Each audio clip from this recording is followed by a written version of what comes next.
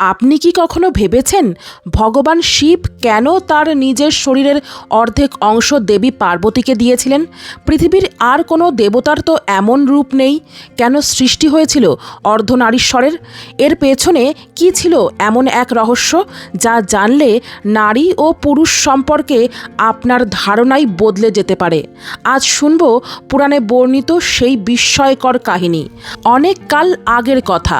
তখন পৃথিবী, স্বর্গ এবং পাতাল তিনটি লোকেই ছিল শান্তি। দেবতারা নিজেদের কর্মে ব্যস্ত, ঋষিরা তপস্যায় নিমগ্ন, আর কৈলাস পর্বতের চূড়ায় গভীর ধ্যানে বসে আছেন দেবাদিদেব মহাদেব। তার পাশেই আছেন দেবী পার্বতী। দুজনের মধ্যে কোনো অহংকার নেই, কোনো প্রতিযোগিতা নেই, যেন দুটি আলাদা সত্তা হয়েও এক আত্মা। কিন্তু সেই সময় এক প্রশ্ন বহু ঋষি, দেবতা, এমনকি মানুষের মনেও ঘুরপাক খেতে শুরু করলো। সৃষ্টির আসল শক্তি কে, শিব নাকি শক্তি? কেউ বলতেন শিব ছাড়া কিছুই সম্ভব নয়, আবার কেউ বলতেন শক্তি ছাড়া শিবও নিষ্ক্রিয়। এই বিতর্ক ধীরে ধীরে দেবলোক পর্যন্ত পৌঁছে গেল। একদিন দেবর্ষি নারদ ব্রহ্মার সভায় উপস্থিত হয়ে বললেন, প্রভু, পৃথিবীতে মানুষ বিভ্রান্ত হয়ে পড়ছে। কেউ শুধু শিবকে মানছে, কেউ শুধু শক্তিকে। কিন্তু প্রকৃত সত্যটি কি? ব্রহ্মা কিছুক্ষণ নীরব রইলেন, তারপর শান্ত কণ্ঠে বললেন, এই প্রশ্নের উত্তর শুধু একজনই দিতে পারেন, তিনি হলেন মহাদেব। এরপর ব্রহ্মা, বিষ্ণু, নারদ এবং আরও বহু দেবতা কৈলাসের উদ্দেশ্যে রওনা হলেন। কৈলাসে পৌঁছে সবাই দেখলেন মহাদেব গভীর ধ্যানে নিমগ্ন। দেবী পার্বতী নীরবে তার পাশে বসে আছেন। সেই দৃশ্য এতটাই শান্ত ছিল যে কেউ কিছু বলার সাহস পেলেন না। কিছুক্ষণ পরে শিব ধীরে ধীরে চোখ খুললেন। তার দৃষ্টিতে ছিল অসীম করুণা। তিনি মৃদু হেসে বললেন, আমি জানি তোমরা কেন এসেছো। ব্রহ্মা প্রণাম করে বললেন, হে মহাদেব, পৃথিবীতে একটি প্রশ্নের উত্তর কেউ দিতে পারছে না। মানুষ জানতে চায় আপনি বড় নাকি শক্তি বড়। এই প্রশ্ন শুনে মহাদেব হেসে উঠলেন, কিন্তু সেই হাসিতে অহংকার ছিল না, ছিল গভীর রহস্য। তিনি ধীরে ধীরে দেবী পার্বতীর দিকে তাকালেন। পার্বতীও মৃদু হাসলেন। তারপর শিব বললেন, যে প্রশ্নের উত্তর তোমরা খুঁজছো সেই প্রশ্নটাই তো ভুল। সবাই অবাক হয়ে গেল। নারদ বললেন, প্রভু, আমরা বুঝতে পারলাম না। মহাদেব বললেন, আগুন আর তার তাপকে কি আলাদা করা যায়? সূর্য আর তার আলোকে কি আলাদা করা যায়? নদী আর তার প্রবাহকে কি আলাদা করা যায়? সবাই নীরব। শিব আবার বললেন, ঠিক তেমনি শিব আর শক্তিকেও আলাদা করা যায় না। আমি চেতনা, তিনি শক্তি। চেতনা যদি শক্তিহীন হয় তবে সে কোনো কাজ করতে পারে না, আর শক্তি যদি চেতনাহীন হয় তবে তার কোনো দিশা থাকে না। আমরা দুজন আলাদা নই, আমরা এক। দেবতারা শুনছিলেন, কিন্তু তখনও অনেকের মনে প্রশ্ন রয়েই গেল, কারণ তারা শুনেছেন ঠিকই, কিন্তু চোখে তো দেখেননি। শিব যেন সবার মনের কথাই বুঝতে পারলেন। তিনি শান্তভাবে উঠে দাঁড়ালেন। তারপর পার্বতীর দিকে তাকিয়ে বললেন, সময় এসেছে পৃথিবীকে সত্যটি দেখানোর। পার্বতী স্নিগ্ধ হেসে সম্মতি জানালেন। পরের মুহূর্তে সমগ্র কৈলাস কেঁপে উঠল। আকাশে শঙ্খধ্বনি বেজে উঠল। দেবতারা বিস্ময়ে তাকিয়ে রইলেন। এক অলৌকিক জ্যোতি শিব ও পার্বতীকে ঘিরে ধরল। সেই আলো এত উজ্জ্বল ছিল যে কিছুক্ষণ কারো চোখ খোলা রাখার শক্তিই রইল না। যখন আলো ধীরে ধীরে মিলিয়ে গেল, তখন সবাই এমন এক রূপ দেখলেন যা আগে কখনোই কেউ দেখেনি। এক দেহ, অর্ধেক পুরুষ অর্ধেক নারী। ডান পাশে জটাধারী ভস্মমাখা ত্রিশূলধারী মহাদেব, আর বাম পাশে অপরূপা অলঙ্কারে সজ্জিতা করুণাময়ী দেবী পার্বতী। দেবতারা স্তব্ধ। নারদের হাতে থাকা বীণা মাটিতে পড়ে গেল। ব্রহ্মা বিস্ময়ে বললেন, এ এ এ কেমন দিব্যরূপ? মহাদেব উত্তর দিলেন, এটাই অর্ধনারীশ্বর। আজ থেকে পৃথিবী জানবে যেখানে শিব আছেন সেখানে শক্তিও আছেন, যেখানে শক্তি আছেন সেখানে শিবও আছেন। একজনকে বাদ দিয়ে আরেকজনকে কখনোই বোঝা যায় না। কিন্তু ঠিক সেই সময় সেখানে উপস্থিত এক মহর্ষির মনে জন্ম নিল এক অদ্ভুত অহংকার। তিনি মনে মনে বললেন, আমি শুধু শিবের ভক্ত, শক্তিকে আমি প্রণাম করব না। আর সেই ঋষির নাম ছিল ঋষি ভৃঙ্গ। ভৃঙ্গি। ভৃঙ্গি ছিলেন মহাদেবের একনিষ্ঠ ভক্ত। তিনি বিশ্বাস করতেন তার কাছে শিবই সর্বস্ব। শক্তিকে তিনি আলাদা গুরুত্ব দিতেন না। তিনি মনে মনে বললেন, আমি শুধু মহাদেবকেই প্রণাম করব, অন্য কাউকে নয়। এরপর তিনি অর্ধনারীশ্বরের সামনে এসে প্রণাম করার চেষ্টা করলেন, কিন্তু সমস্যা হলো এখানে তো শিব ও পার্বতী এক দেহে। তখন ভৃঙ্গি যোগ শক্তির দ্বারা নিজেকে একটি ক্ষুদ্র ভ্রমরের মৌমাছির মতো রূপে কল্পনা করে শুধু শিবের অংশটিকে প্রদক্ষিণ করার চেষ্টা করলেন। তিনি ভাবলেন, আমি এমনভাবে ঘুরব যাতে দেবীর অংশ স্পর্শ না করি। দেবী পার্বতী সবই দেখছিলেন। তার চোখে রাগের আগুন ছিল না, ছিল গভীর বেদনা। তিনি শান্ত কণ্ঠে বললেন, ভৃঙ্গি, তুমি কি সত্যিই মনে করো শক্তিকে বাদ দিয়ে শিবকে পাওয়া যায়? ভৃঙ্গি মাথা নত করলেন না। তিনি বললেন, মা, আমি শুধু মহাদেবের ভক্ত। কৈলাসে নীরবতা নেমে এলো। মহাদেব কিছুই বললেন না। তিনি জানতেন কখনো কখনো শিক্ষা কথায় নয়, অভিজ্ঞতায় আসে। দেবী পার্বতী তখন একটি শিক্ষা দেওয়ার সিদ্ধান্ত নিলেন। পুরাণে প্রচলিত কাহিনী অনুযায়ী তিনি ভৃঙ্গির দেহ থেকে শক্তির প্রতীক মাংস ও রক্ত প্রত্যাহার করে নিলেন। মুহূর্তের মধ্যে ভৃঙ্গির শরীর শুধু অস্থির কঙ্কালে পরিণত হলো। তিনি দাঁড়িয়ে থাকতেই পারলেন না, মাটিতে পড়ে গেলেন। তখন তিনি বুঝতে শুরু করলেন, শুধু হাড় দিয়ে দেহ বাঁচে না, জীবনের উষ্ণতা, শক্তি, প্রাণ এই সবেরও প্রয়োজন। তিনি কষ্টে বললেন, প্রভু, আমি আর দাঁড়াতে পারছি না। মহাদেব তার দিকে করুণা ভরে তাকালেন।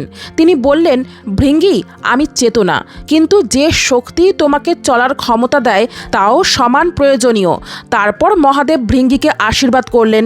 কথিত আছে তিনি ভৃঙ্গিকে একটি তৃতীয় পা দান করেন, যাতে তিনি আবার দাঁড়াতে পারেন।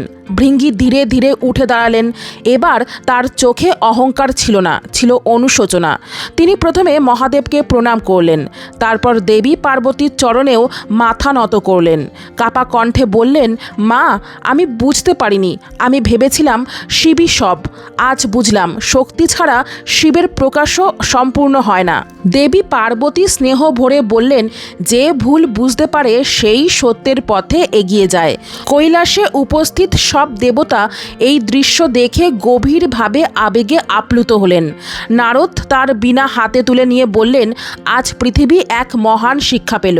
মহাদেব তার অর্ধনারীশ্বর রূপে দাঁড়িয়েই বললেন, যে শুধু শিবকে দেখে সে অর্ধেক সত্যকে দেখে, যে শুধু শক্তিকে দেখে সেও অর্ধেক সত্যকেই দেখে। পূর্ণ সত্য তখনই প্রকাশ পায় যখন দুজনকে একসঙ্গে উপলব্ধি করা যায়। ঋষি ভৃঙ্গির অহংকার ভেঙে যাওয়ার পর কৈলাসে যেন এক গভীর নীরবতা নেমে এলো। সেই নীরবতার মধ্যেই মহাদেব অর্ধনারীশ্বর রূপে দাঁড়িয়েছিলেন। তার ডান দিকে ছিল ভস্মমাখা জটা জুটে গঙ্গাধারী, গলায় নাগরাজ, হাতে ত্রিশূল। আর বাম দিকটি ছিল দেবী পার্বতীর স্নেহ, মমতা, সৌন্দর্য ও সৃষ্টির প্রতীক। দেবতারা সেই রূপের দিকে তাকিয়েছিলেন, কিন্তু তাদের মনে তখনও একটি প্রশ্ন ঘুরছিল।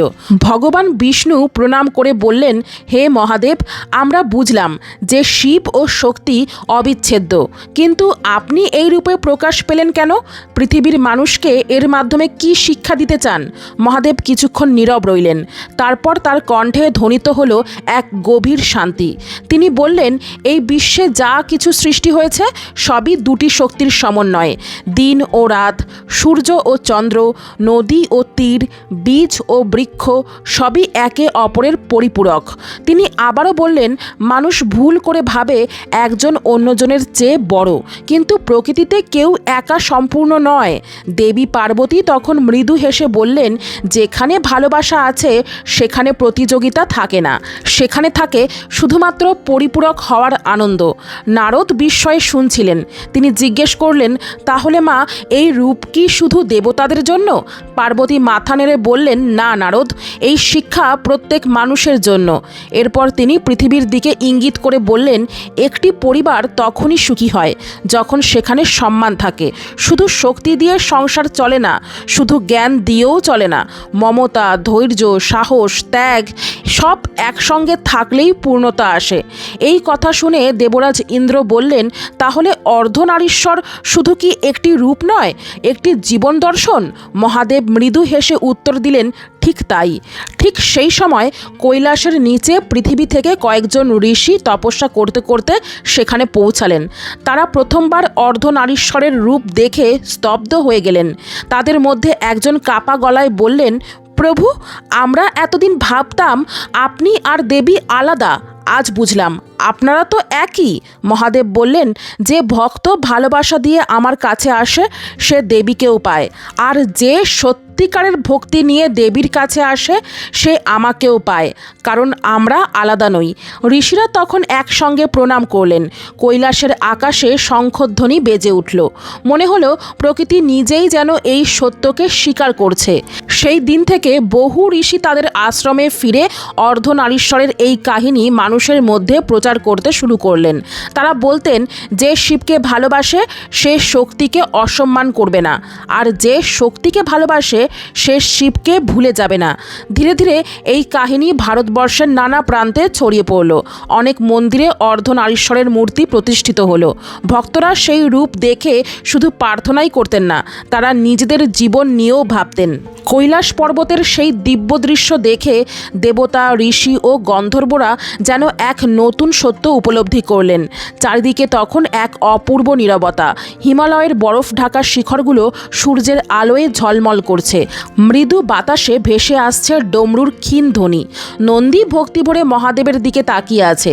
দেবী পার্বতীর মুখে মাতৃস্নেহের কোমল হাসি।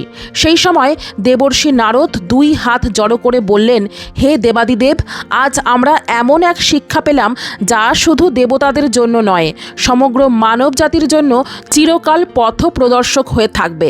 মহাদেব শান্ত কণ্ঠে বললেন, নারদ, মানুষ যখন নিজেকে অন্যের চেয়ে বড় ভাবতে শুরু করে তখনই বিভেদ জন্ম নেয়।